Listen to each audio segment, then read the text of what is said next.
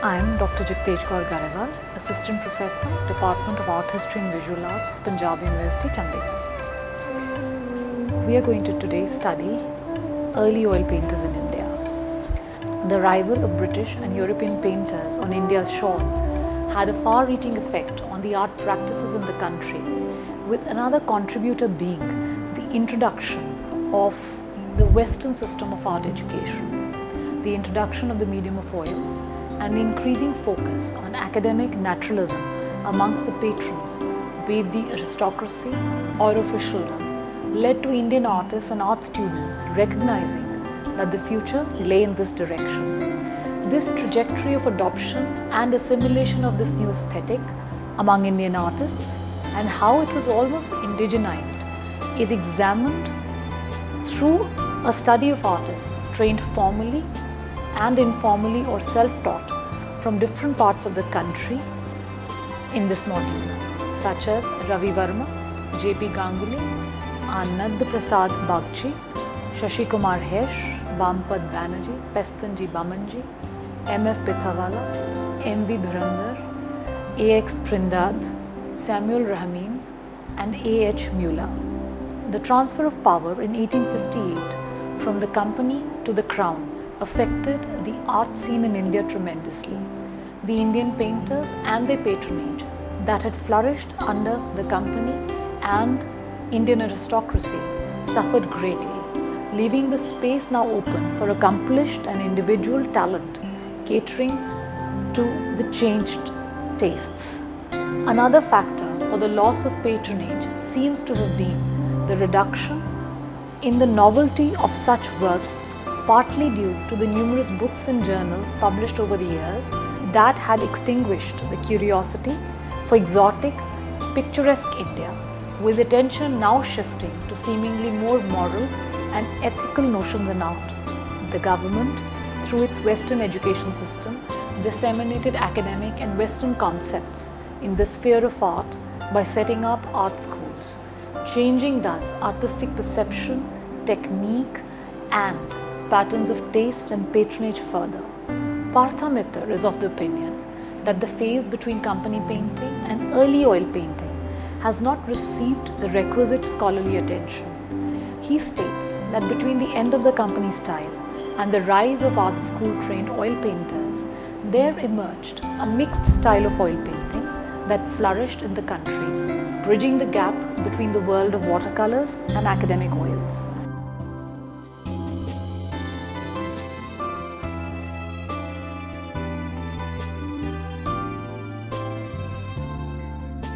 He further adds that these traditional oil paintings were not brought to light all this while because of their relative flat color application, along with adherence to conventional iconography, which distanced them from the pure academic style.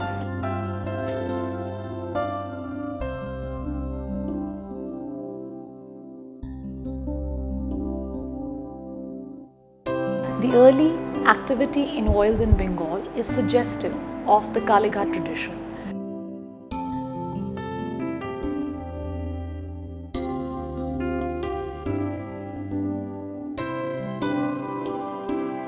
With works having a linear style and shading that provides contour to the figures. At times, artists even directly transfer Kalighat works or other water-based paintings to oil. Partha Mitter also observes that the Kalighat Pats, Chitpur lithographs and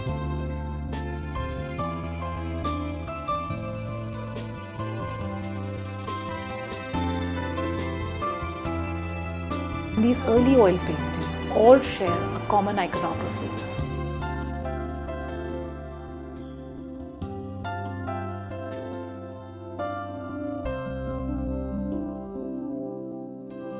On the same lines, and talking about the development during these intermediate times, art historian Milred Archer notes that the artists in Oudh and in Murshidabad absorbed conventions of perspective and naturalistic shading of figures.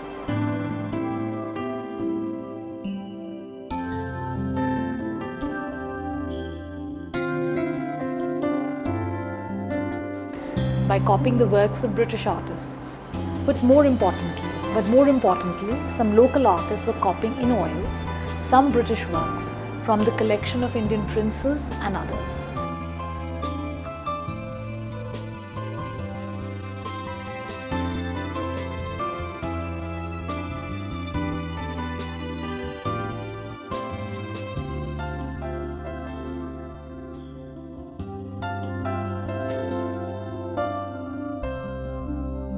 In the late 18th century, we come across examples of these early experiments of switching over to oils from the company idiom at the native courts and at locations such as Madras, Tanjore and Mysore.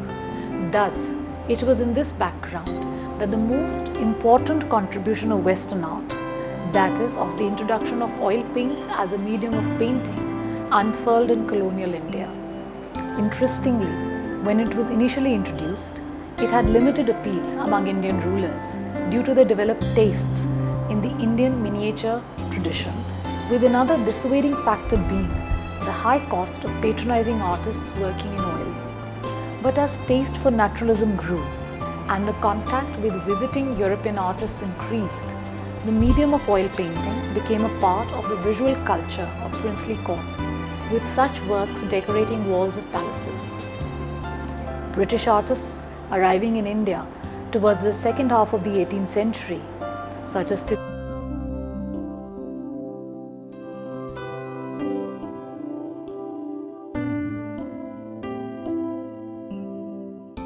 Kettle, and the trend continued over the next century with around 60 artists coming to try their fortune in India. All these can be credited with generating the change of taste among the Indian patrons.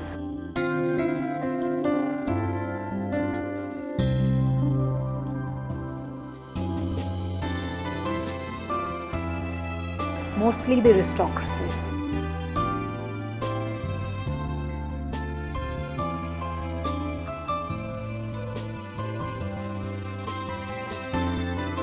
And for meeting the consequential demand.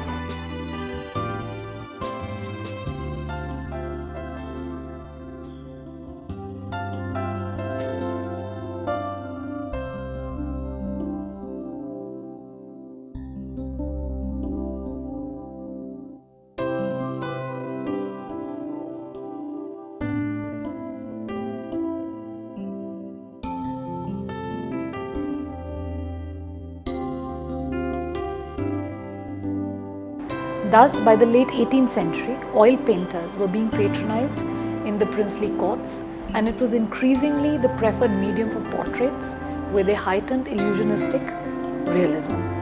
In fact, the early oil painters in India fall into two broad categories. One, those who were essentially self-taught or learnt their skills informally and not in the formal setup of an art institution.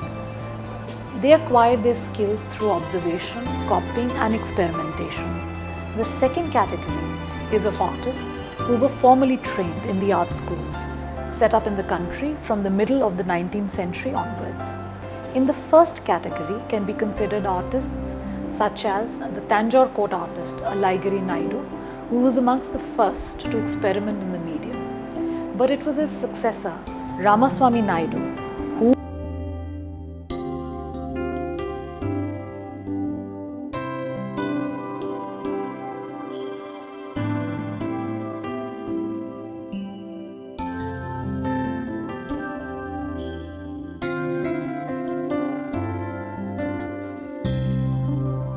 with his somber oil works of the Tanjore painting style perfectly fits the bill in this category. In fact, by the second half of the 19th century, there appear a number of Indian artists such as Raja Ravi Verma, Hansaji Raghunath in Baroda and P.B. Kama, an amateur landscape artist of Bombay who had carved a niche for themselves as oil painters, creating a distinctive indigenous style in the medium, being essentially self-taught.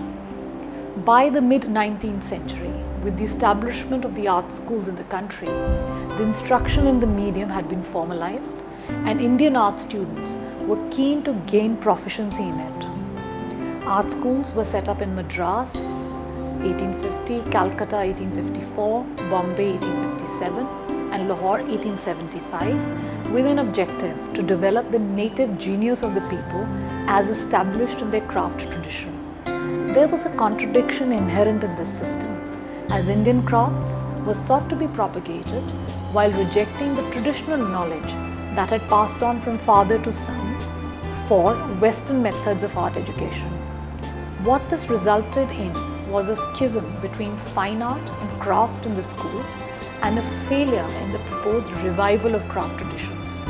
The students were encouraged to faithfully copy subjects from nature, humans, animals and vegetation around them.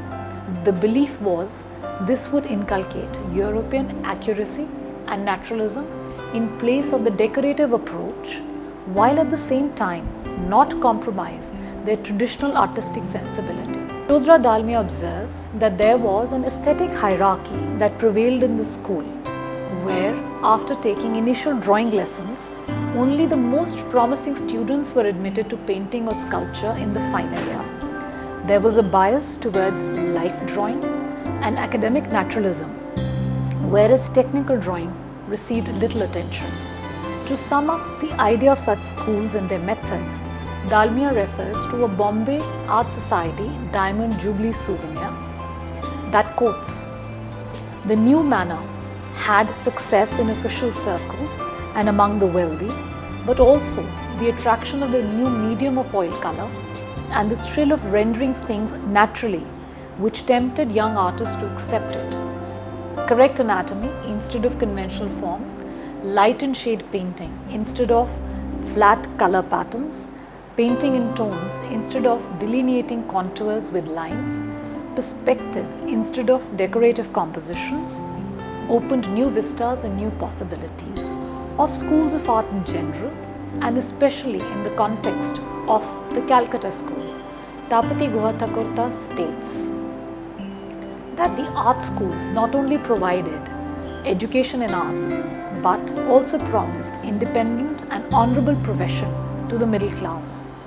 Moreover, the wealthy section of the society got their hands on pictures, prints and sculptures they desired with ease. The ascendancy of British power and the resultant decline of the Indian corps, along with the presence of an increasing number of British in the country, continue to impact the art situation. One aspect of this was the shifting patterns of patronage, along with the emergence of an art-conscious public and the success of salon art. An important role in all this was played by the fine art societies that were established at Shimla, Calcutta, Bombay and Madras, and which were meant to provide a platform to the artists to exhibit their works. These were initially founded for British amateur artists to exhibit their works, but over time, in order to adhere to a high standard, it was decided to include professional artists as well. Journalism in India too played a role in nurturing public opinion about art, initially by covering the annual exhibitions of these societies and the showcased works. Newspapers such as the Times of India in Bombay published notices regarding the exhibition of the Bombay Fine Arts Society and discussed the exhibition, taking particular note of certain artists and works.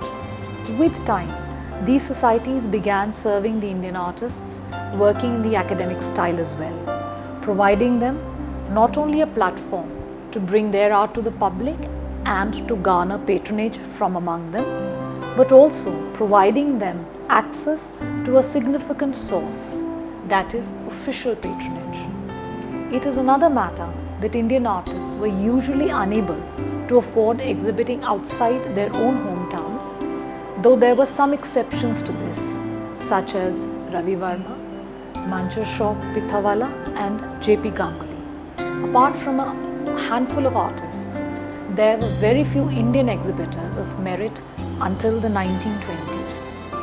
To begin the discussion on early oil painters in India, we shall begin with the first category of artists who were essentially self-taught or trained in an informal setup, namely true such artists Ravi Verma and J.P. Ganguly. Ravi Verma.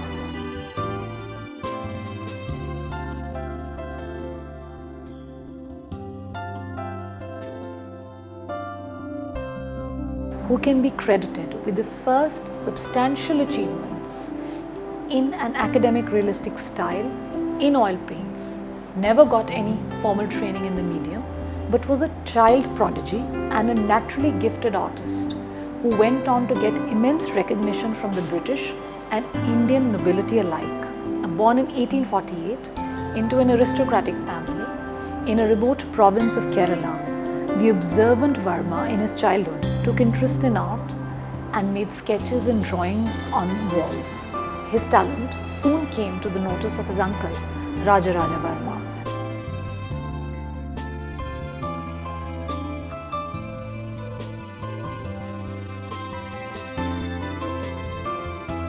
An amateur ivory artist himself, who predicted his success as an artist and even mentored him.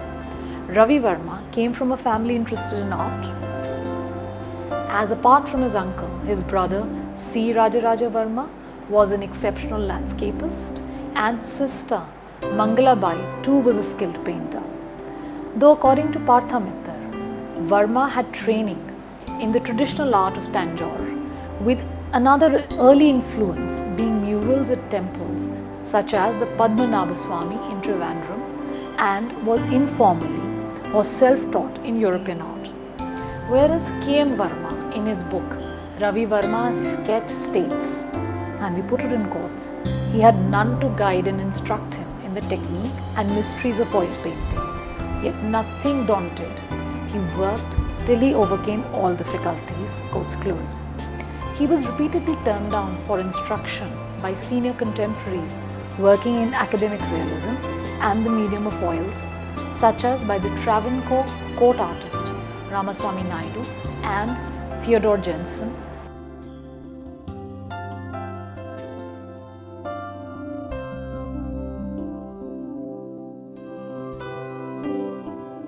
A Dutch painter who also worked for the court around 1868. But all this just seems to have made him even more determined. Partha Mittar though notes that some pupils of Naidu did help Varma to polish his skills, this being acknowledged by the artist himself. The seeds for the naturalism in his work were sown by various influences, including works of the above mentioned artists, Naidu and Jensen. According to contemporary accounts, he was allowed to observe Jensen's working method.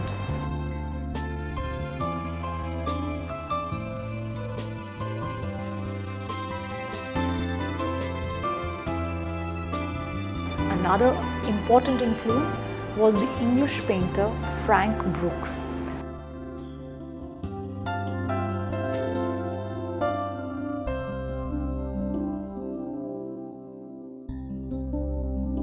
Who, although hired to tutor Varma's younger brother, is said to have influenced Ravi Varma, who took an interest in the lessons leading to the lightening of his palette.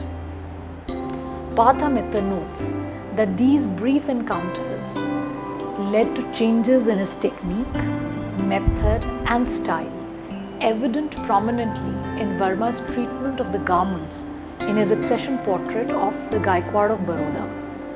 This, along with his familiarity with the precepts and practices of academic art, does indicate some form of instruction. With time, as he gained absolute mastery over Western illusionism and naturalism, he went on to fulfill commissions on an almost pan-Indian level. And as a travelling professional, he also broke the monopoly enjoyed exclusively by European painters. Partha Mittar further adds that Varma devised complex narratives in his works by the study of Royal Academy paintings published in Magazine of Art and the German books he obtained from a German artist at his lithographic press, which too inspired him. The example of his early Tanjore court style is a portrait.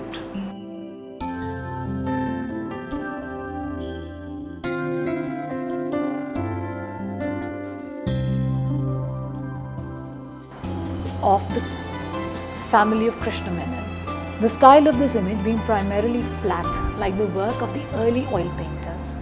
Varma marked his presence at the Madras exhibition in 1873 and won the Governor's Gold Medal for his Nair Lady at her toilet, a work that employs chiaroscuro to define form and a somber color palette. This success was followed by prizes at various exhibitions around India, as well as portrait commissions that built and enhanced his image as a society portraitist. There is general consensus that it was Lord Napier's address in 1871 on the fine arts in India that steered Verma into painting the epics, Indian literature, portraits and genre subject matter with the powers of European art. It is imperative to understand that other than the portrait commissions by the artist, what truly brought him to public notice was his depiction of subject matter that included epics such as Ramayana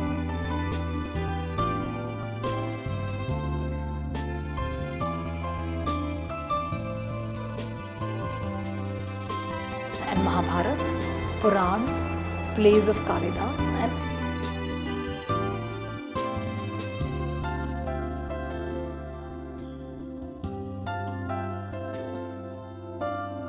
other Sanskrit authors. He chose some of the most dramatic and climactic moments from these narratives and translated the heroes into human beings of flesh and blood, literally pulling the heartstrings of the beholder. Works like Draupadi at the court of Virat,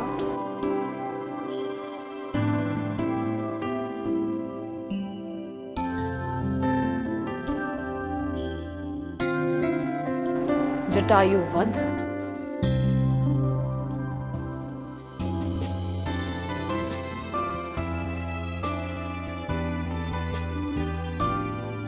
and the triumph of Indrajit.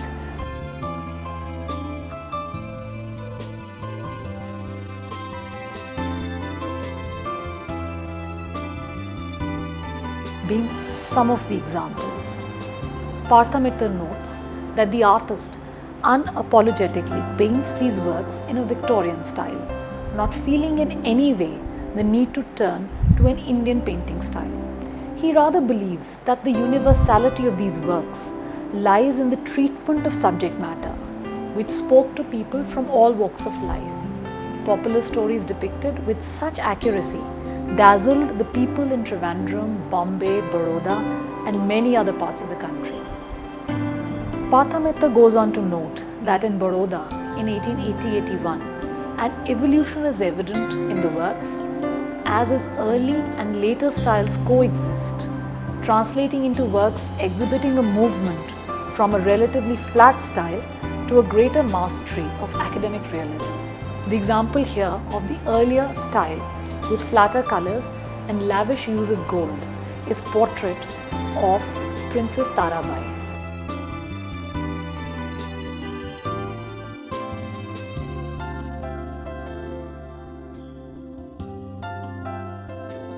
Whereas in two later works, Portrait of Tarabai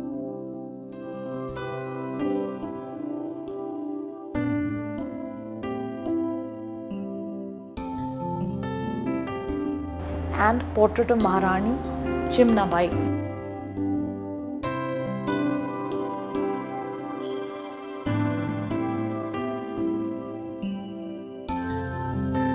the second, there is visible a more incisive study of the sitters with apt capturing of the character, pictorial depth and their youthful shyness.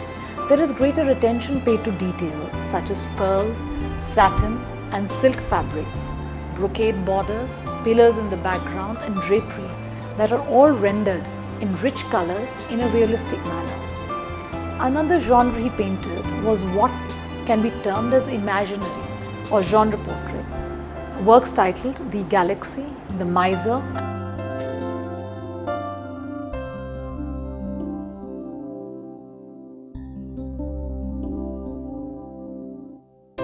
and The Gypsies.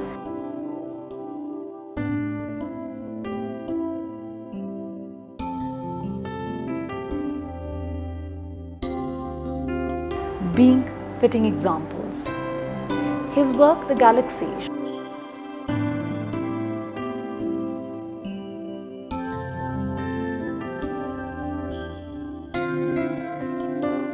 shows his prowess in portraiture, but Dalmia believes that this and other such works transcend beyond into iconic works as they are dense with layers of significance. The work depicts 11 women from different parts of India, from a Muslim to an upper caste Nair lady, adorned in a range of traditional costumes and musical instruments. His paintings worked on various levels. They had a sentimental and melodramatic air in the salon tradition and thematically catered to the Indian sensibility.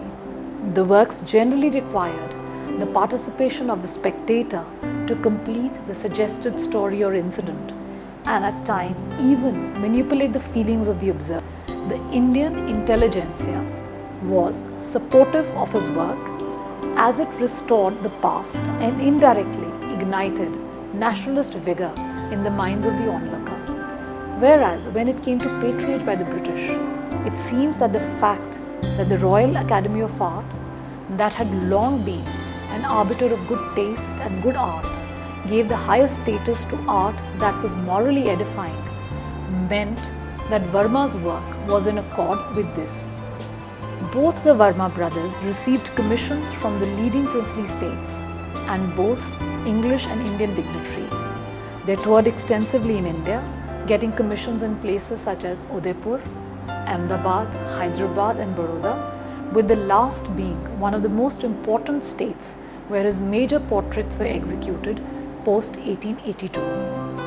The brothers usually worked upon 3 or 4 paintings at one time in their studio.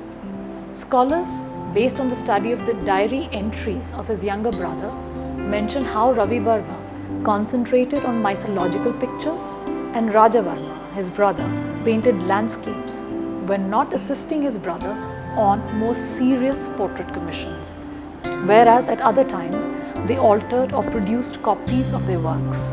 Ravi Varma gave a new life to the rich narrative art of India while blurring the line between reality and myth.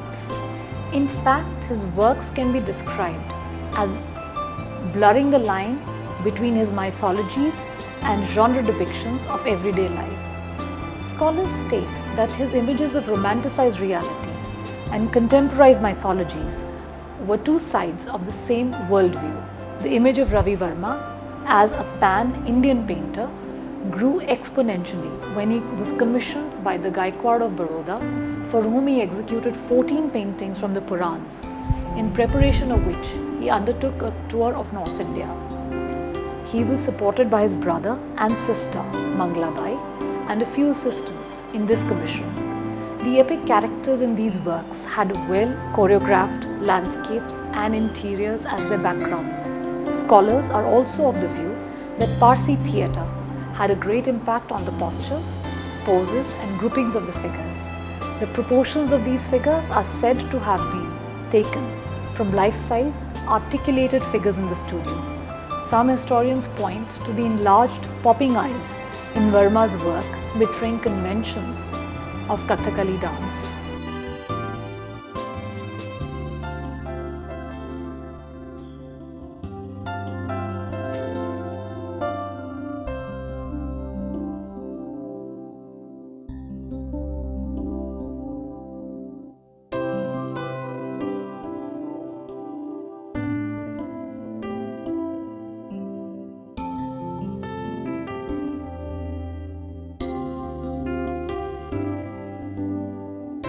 Meanwhile, winning 2 awards at the World's Columbian Exhibition in Chicago in 1893 established him not just as an independent colonial artist, but as a non-European master of academic art. The 10 works in oil, celebrating the cultural diversity of the country, showing women from various parts of India, won him the awards. Their ethnographic content, along with attention to not only the costume, but the respective articles of social or ceremonial use, impressed the judges. Such choice of subject matter is attributed to the artist's exposure to Indian intelligentsia during his travels, such as Surendranath Banerjee, Gokhale, Annie Besant, and the Tagores. To conclude, in the words of Varma's biographer, Veniyur, he was the first Indian artist to comprehend fully the oneness of the land, the first to paint for all the people, the first to have his settings located from the Cape to the Himalayas. Another early Indian oil painter who turned to the medium of oils and the academic style was Jamani Prakash Ganguly, a prolific landscape artist. Being closely related to the Tagores, he had a congenial environment to develop his interest in art. Interestingly, he stands at the intersection of the metamorphosis of the image of an artist from a native artist to an artist with a nationalistic focus. Even though greatly influenced by his uncle Abnindranath in his initial years, Ganguly moved in a different direction stylistically later.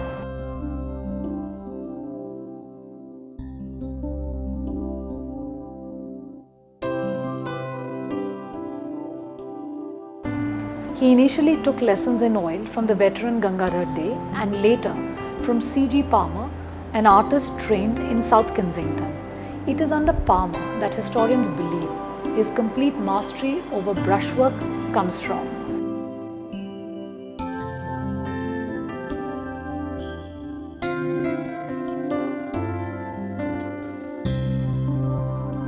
So, even though he moved on to academic realism and the medium of oils that were at complete variance to the style and technique of the Bengal revivalists, yet his focus on ancient literature as a theme as early as 1900 was the reason he enjoyed the confidence of Bharati, the nationalistic house journal by the Tagores, which regularly published his work. Ganguly was an enthusiastic patron of India-wide exhibitions. Being the only Indian to enter landscapes in Shimla in 1902, he was awarded the Finlay Prize for his Wet Banks of the Ganges. In 1904, his Morning Mist won a silver medal when he debuted in the exhibition of the Bombay Art Society. Partha Mitra notes that it was here that Times of India praised his landscape for depicting a genuine indigenous vision of nature that was said to be missing in the works of his contemporaries like Dhurandhar. It was precisely due to this reason that his works, capturing spectacular views of the Himalayas,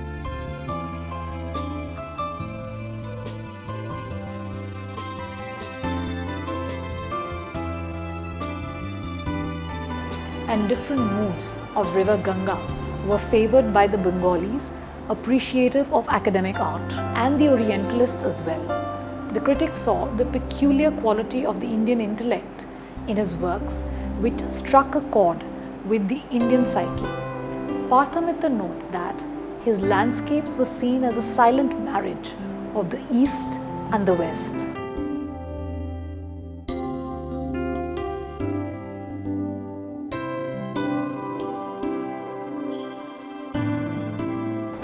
In 1907, the Times of India commented on his work On a Cloudy Night that it has the same decorative arrangement of line and harmony of color so much prized in ancient Persian and Indian pictures. It lacks the jewel-like finish but has a poetry not always found in their production. He also found success at exhibitions, especially at Shimla and Bombay, and most notably a gold medal in 1910 at the Bombay Art Society. Partha Mitra summarizes the artist's work as follows. His works show a sensitive grasp of the drama, the variety of natural light and rich colors of the Indian landscape.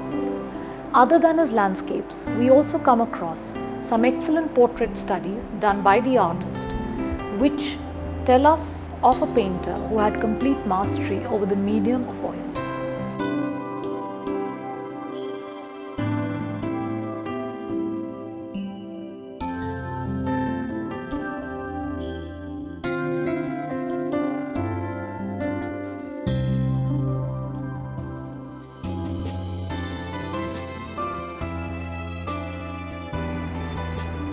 Apart from the above mentioned artists, others who practiced and excelled in academic realistic art were those who trained in the formal setup of art schools, where instructions and content were based on the South Kensington model.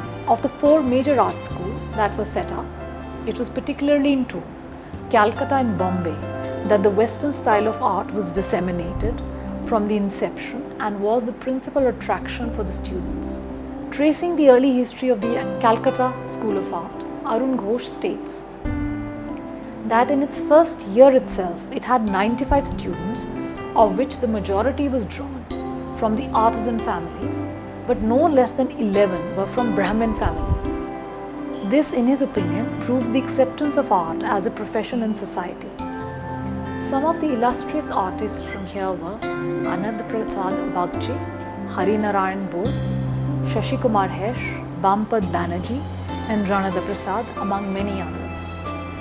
In fact, the prestige of academic art can be judged from the rebellion at the Calcutta School of Art in reaction to E.B. Havel's focus on Indian art heritage at the school. This reaction led to the formation of another school of art in Calcutta, focused on academic art, Jubilee Art Academy. Though it is important to mention that during the initial years, the early oil painters had their own share of struggles. Partha Mittal maps the struggle involved in taking up painting as a profession in the light of it being looked down upon as a vocation of unlettered patuas. This struggle was faced by Anand Prasad Bagchi, who tried his hand at various things before he got lucky when he got admitted to the School of Art in Calcutta in 1865, where he mastered oil painting under H. Locke. He later went on to become a teacher of drawing, lithography and painting at the same school, and in 1880 was appointed as the headmaster. Parallel to this narrative, his reputation as a proficient portraitist in oil was ever increasing. He was commissioned by the Viceroy, Lord Northbrook, to make portraits of Raja Ramnath Tagore, Dr. Rajendralal Mitra, and Keshav Chandra Sen. Another early portraitist, Shashi Kumar Hesh, a student of the school from the 1880s, too gained prominence as an artist. He came from a humble background and was an inspecting master of schools. He got a scholarship from the district board there to get admitted into the art school. His exceptional merit attracted attention at the school, and his first important patron was a barrister from Calcutta by the name of Manmohan Ghosh, who later helped him bag the patronage of the Maharaja of Mymensingh. The constant support from the aristocracy and the art school authorities gave Hesh a chance to study at the Royal Academies at Rome and Munich for 2 years from 1898 to 1900.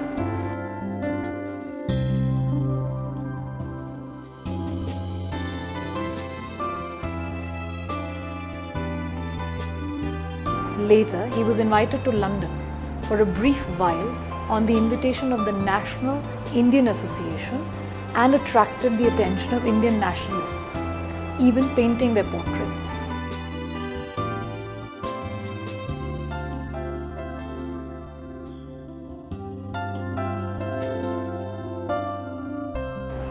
He came back to Calcutta in 1900 and was able to get commissioned for portraits of the Gaikwad's family. He later went on to paint important Indian and British personages. Some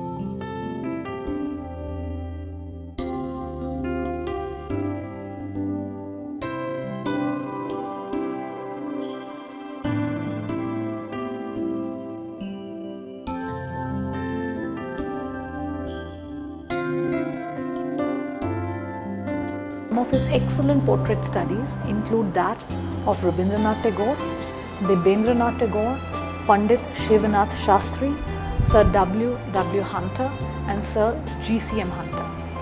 Another portraitist from Calcutta School who went on to prominence in the field is Bampad Banerjee, who belonged to a Brahmin household from Hooghly and received his early education in a training school where he was introduced to the techniques of draftsmanship, carpentry, or simple engineering.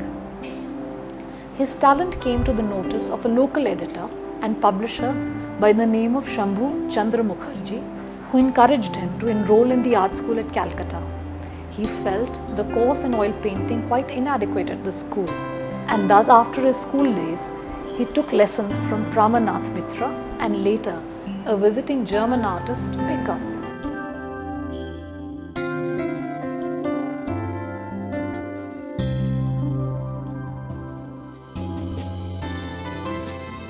It was under Becker that his skills were polished, and he got an award for Best Figure Composition by a native artist in 1879.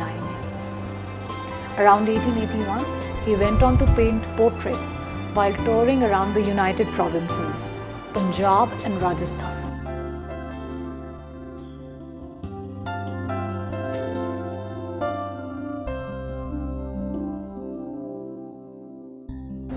By 1883, back in Calcutta, he had a successful art practice, with some of his major portrait commissions being for Maharaja Jatendra Mohan Tagore, Narendranath Sen, Barrister Manmohan Ghosh, the Maharajas of Darbhanga and Murshidabad, Bankim Chandra Chatterjee, to name a few.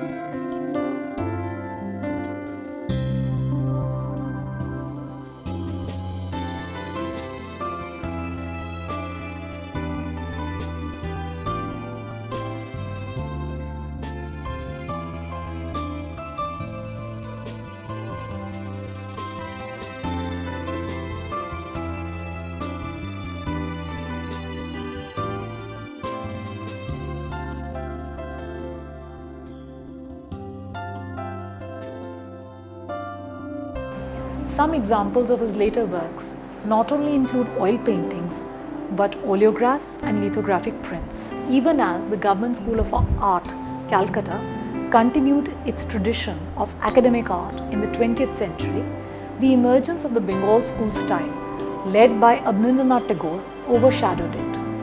Whereas the Bombay School of Art continued to promote academic art and its students excelled in it. Steering our discussion to the talent which was refined at the Bombay School, we shall begin by talking about one of the first students and the most celebrated, the Parsi portrait painter Pestanji Bamanji. He had joined the JJ School of Art in 1871 and was initially interested in sculpture, in which he was mentored by J.L. Kipling, but he later took to painting under Griffiths after Kipling left for Lahore. Griffiths is said to have noticed his work when the students of the school were copying murals at Ajanta, a project that continued for more than a decade, and even recommended him as an assistant to Valentine Prinsep, a visiting painter. Yashodhara Dalmia observes that even such a long association with Ajanta murals did little to influence Bamanji's work as an artist.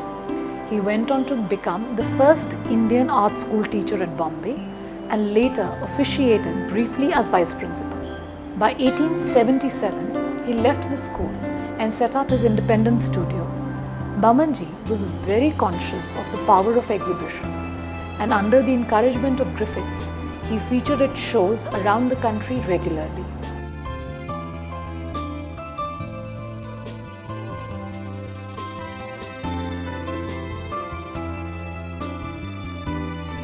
He became the first Indian to be awarded the top prize in Calcutta in 1879, and later in 1883-84, his Parsi Lady Sewing in an international exhibition won him accolades.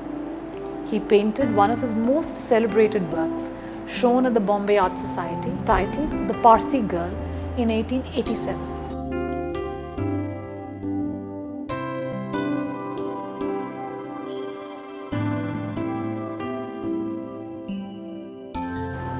Dalmia notes that the use of curtain drapes in this work shows the effect of Raja Ravi Verma on the artist, though this convention can also be related to studio photography. In 1889, his Parsi Tiger Slayer was judged as the best exhibit by a native artist at an inaugural exhibition of the Bombay Art Society.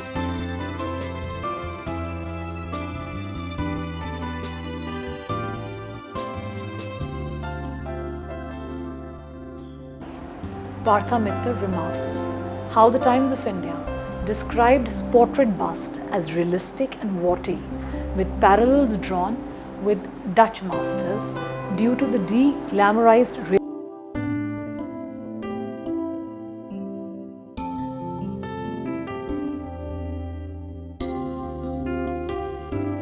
realism in his works. The artist, in works such as Praying for the Sick,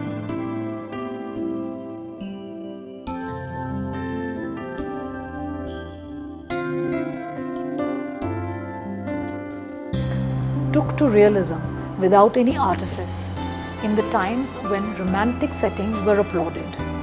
Overall, Pestunji had a rewarding practice, firstly due to his works receiving recurring notice during the 1892, 96 and 98 exhibitions, and secondly his own Parsi community serving him as a strong source of patronage.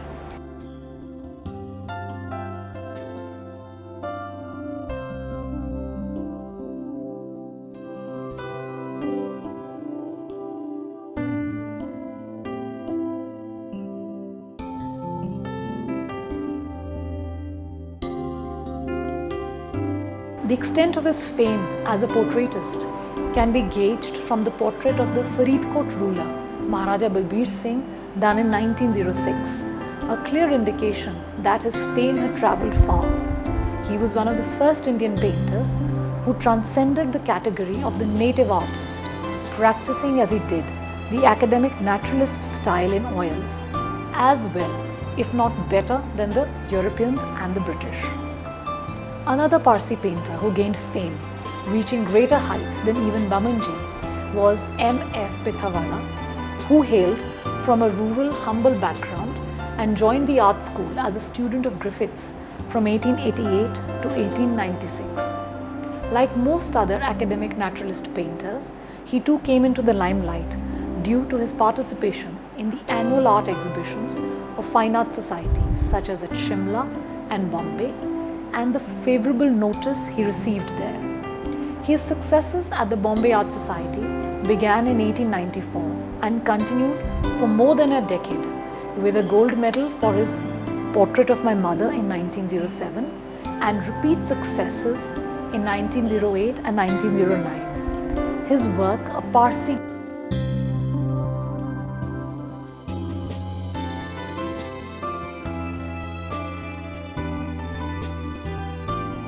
girl, got him acclaim at Shimla in 1902. Dalmia observes that his work, Framji Patel, which got him a medal in 1908, shows high academic art standards with the perfectly executed Parsi face and unmatched sensitivity shown in the depiction of hands.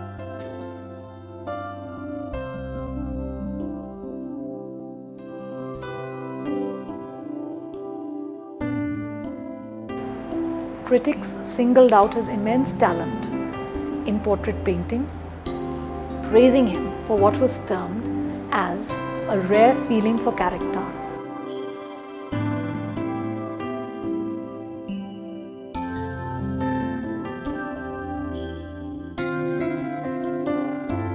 With technical mastery of the medium of oils and watercolors, his paintings of Indian women done in watercolors, bound in an album, were presented in 1905 to Queen Mary during a visit to India. He attained international recognition too, being the first Indian artist to have a one-man show at the Door Gallery in London in 1911. One of these works was The Serpentine,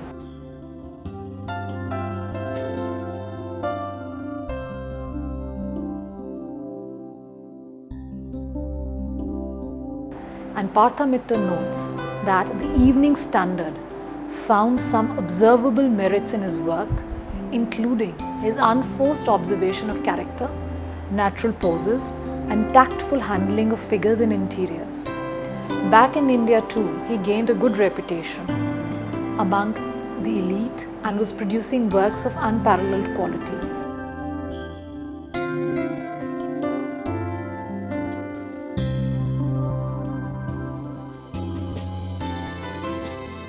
Even the then president of the Society of British Watercolorists believed that there was hardly a rival in Britain for Pithawala's swiftness of capturing a likeness.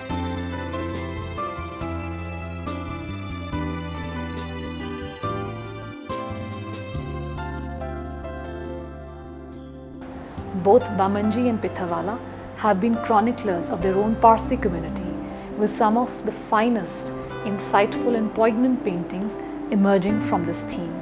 Contemporary to these artists was M.V. Dhurandhar, who belonged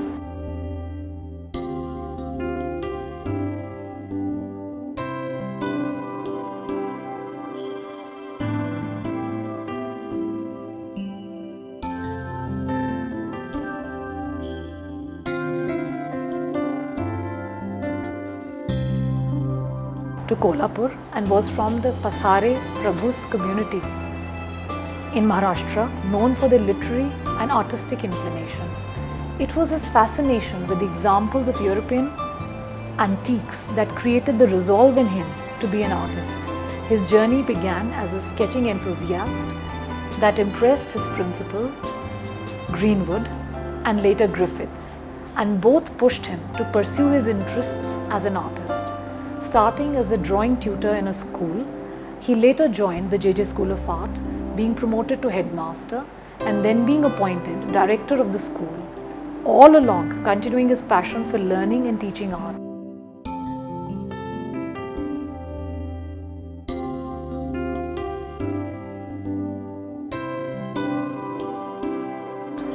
He debuted at the Bombay Art Society as a student in 1892 and gained popularity 3 years later via his work in oil, Have You Come Lakshmi?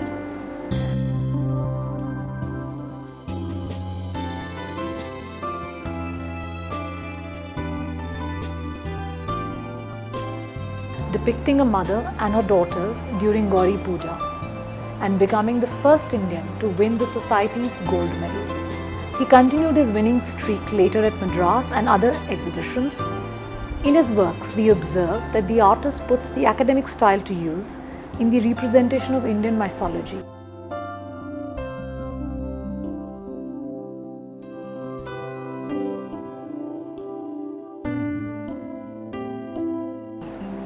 Examples of such works are Sheshashai,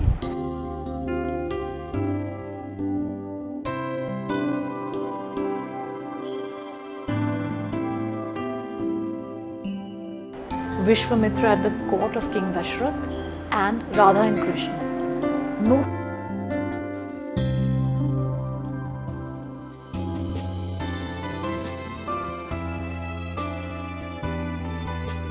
Noticeable are the excellent rendering of the space, forests and minute details of costumes and jewelry. There is an even stronger air of emotive quality encapsulated by the episode, facial expressions and postures.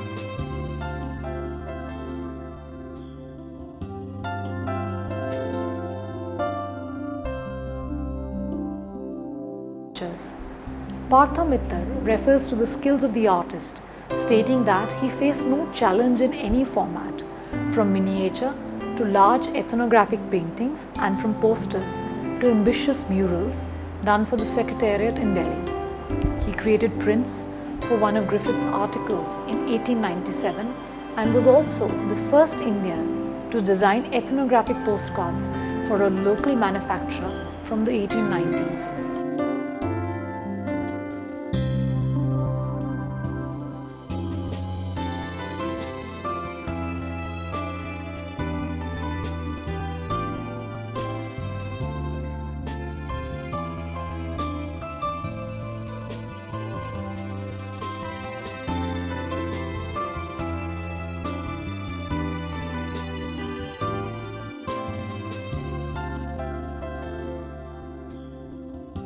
He is known for the illustrations he did for Otto Rothfield in 1924 for his Women of India. Interestingly, he worked in watercolors, recreating a series of Maratha history and painted scenes from contemporary life.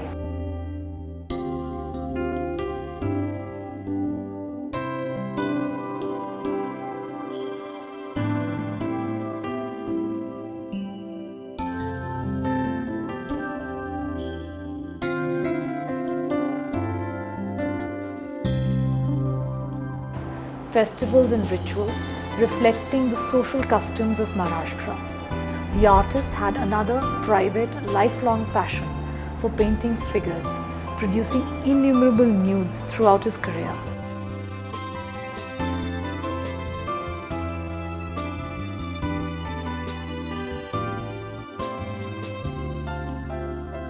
He did figure studies from prints or pictures in the absence of models. Partha Mitra is of the view that this constant dialogue with human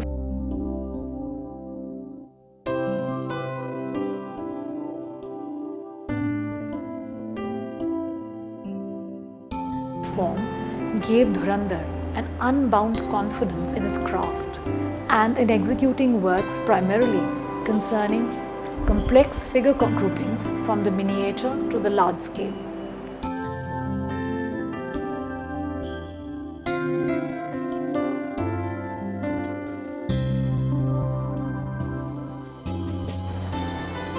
Another early oil painter who moved to Bombay was Antonio Xavier Trindade. A Goan Christian, he shifted to the city, where after graduating in art, he initially worked for the studio of Raja Deen Dayal, assisting in the tinting of photographs. Though later, he went on to join the JJ School of Art. Here he became an expert in handling pencil, charcoal and watercolor, as well as oil painting as a medium.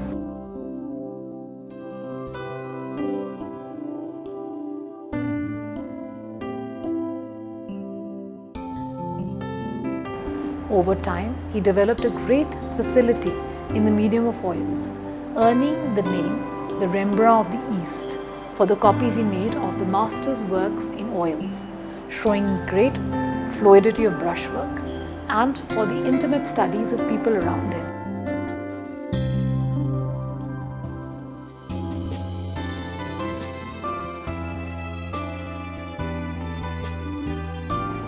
A Catholic, he was also amongst the most original painters of Christian themes.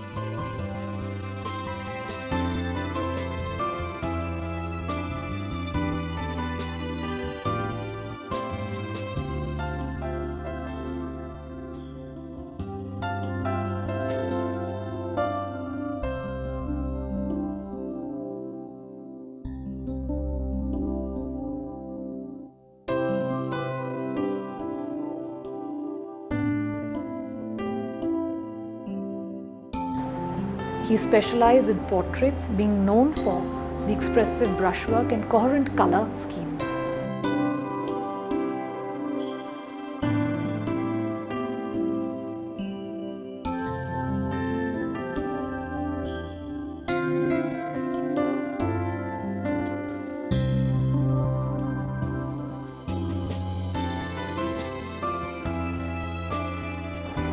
And later expanded his oeuvre to sentimental interior scenes,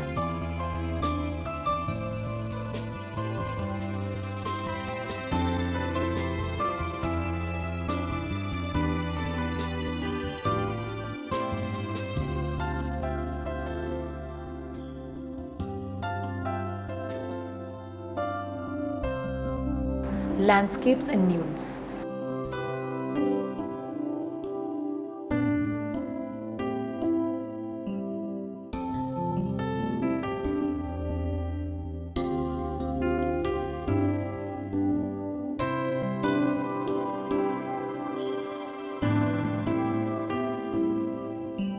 Among his works, the most impressive, in Partha Mitra's opinion, are the works depicting his wife and daughter.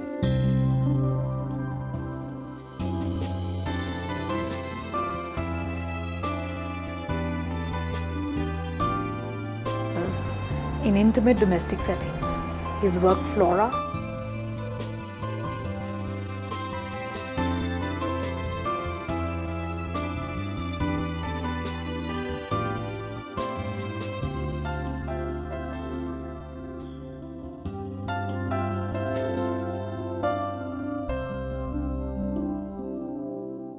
backed him a prize at the 1920 show at the Bombay Art Society. Another work, Girl with Pot.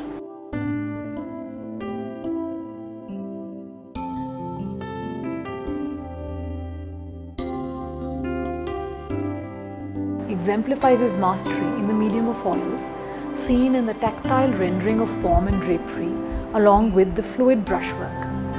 His daughter, Angela, also a painter, describes him painting till the very end.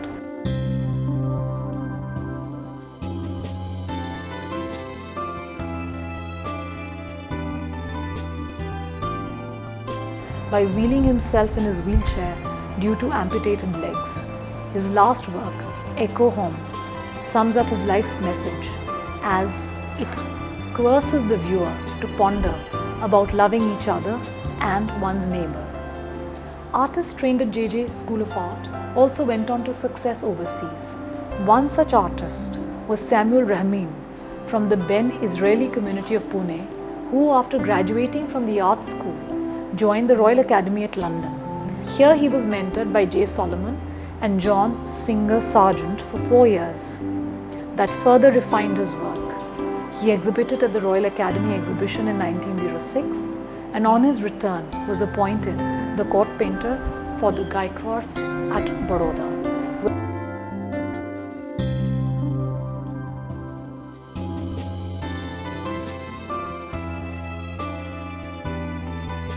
Where he painted some of his finest portraits of the royal family from 1908 to 1918, being the art advisor to the state. We shall look at two of his works, first being Sir Chinubhai M. Baronet's portrait and the other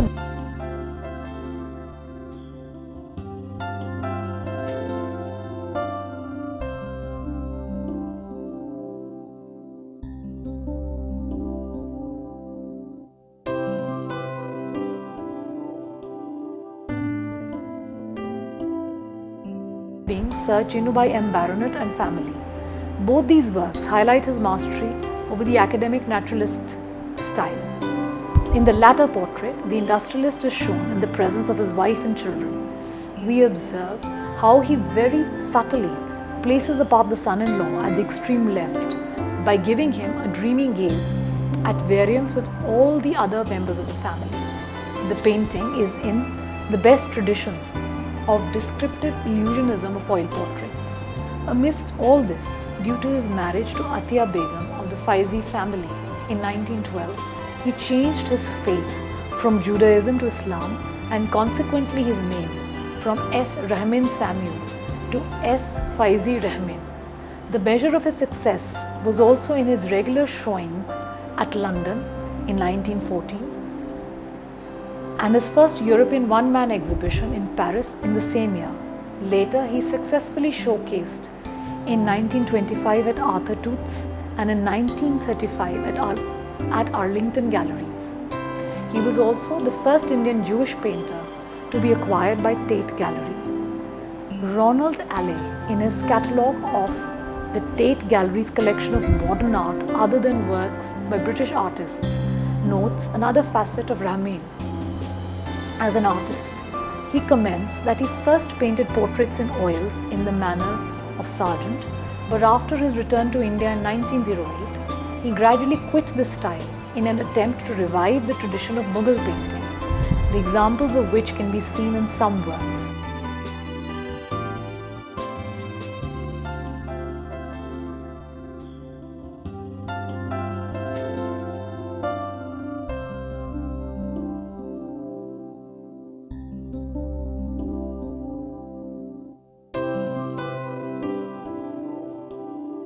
He later went on to assist the Victoria and Albert Museum and the Metropolitan Museum, New York, in the restructuring of their Oriental sections. He spent his last years from 1947 in Karachi, Pakistan, where he died. Apart from academic oil painters who emerged out of the art schools at Calcutta and Bombay, the other art schools such as at Madras and Lahore were also producing academic realists, though maybe not in similar numbers. One such early oil painter from the Madras school is Archibald Hermann Müller, who was born to a German Protestant father and an Indian Catholic mother. After his graduation from Madras School of Art, he worked in his brother's photographic studio in Madras briefly, later moving to Bombay to try his luck.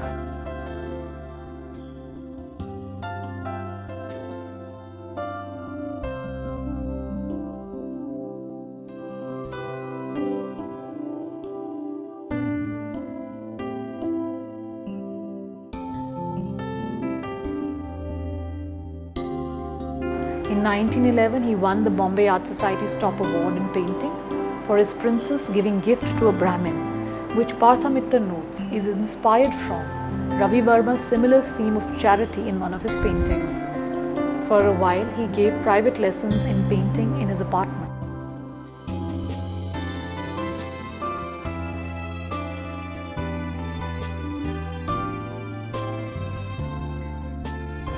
And later, when World War II broke out, he joined the Volunteer Reserve Force, gaining popularity with his skillful sketches.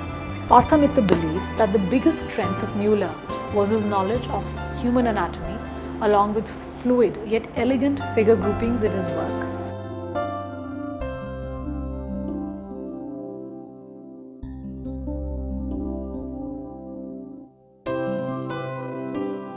He had mastered the mediums of oils, watercolors and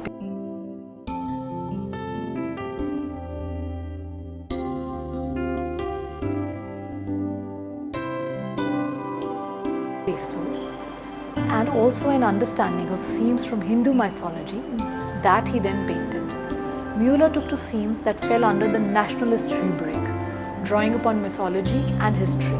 He also made studies in nude to impart a naturalistic treatment to figures. Though Ratan Parimu and Nalini Bhagwat make the distinction that his preference and mastery of Greco-Roman proportions for Indian characters makes his style comparable to that of Dhurandhar's, quite distinct from that of Ravi Verma. Some of his important paintings include Ganga's Descent into Patal,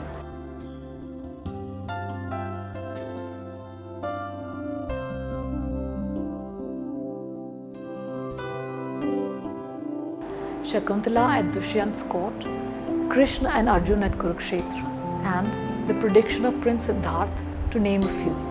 Another interesting example would be Shivaji in Agra,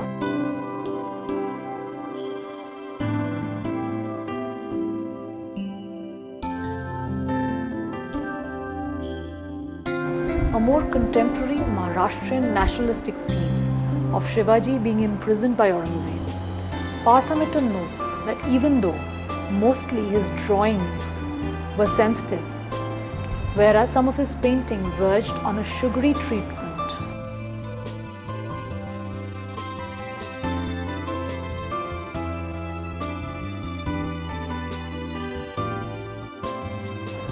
in his later years, he was appointed as a court painter, first by the Maharaja of Bikaner and then Jodhpur. This entire narrative of oil painting in the late 19th and early 20th centuries of our artists even outside the formal art school system, striving to learn the style and technique, of the Calcutta school students rebelling against the shift of emphasis from academic art to Indian painting, of artists from different regions participating in the annual Art Society exhibitions and striving to be noticed and earn commissions, all point towards the early recognition that oils, in the academic naturalist manner, was the future. But winds of change were soon blowing, with the revivalism of the Bengal school in Calcutta spreading to various parts of the country, and an Indian modernism was just around the corner.